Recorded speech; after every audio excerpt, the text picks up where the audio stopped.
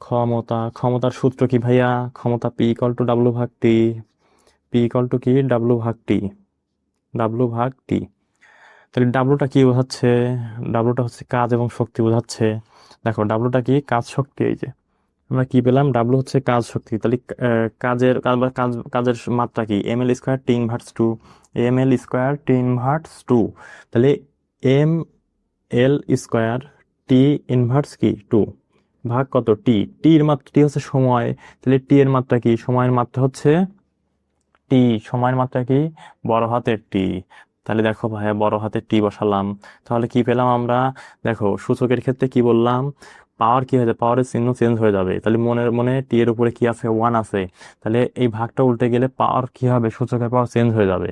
তাহলে দেখো M L square T inverse two গুণন হচ্ছে কি হবে? তোমাদের একটু ভেঙেই করায় দেই। টি, এই পাওয়ারটা ওয়ান আছে মনে মনে, তাহলে কি হবে? এটা উল্টে যায় মাইনাস ওয়ান হয়ে যাবে। তাহলে দেখো গুণনের ক্ষেত্রে পাওয়ার কি হবে? যোগ হবে। তাহলে দেখো M L square T inverse কত? Three. M L square T inverse three. তাহলে দেখো ভাইয়া ক্ষমতার মাত্রাও কি আমরা পেয়ে গেলাম? M L square T inverse three. তারপরে আমরা আসি, তারপরে আছে হচ্ছে কি? চাপের মাত্রা।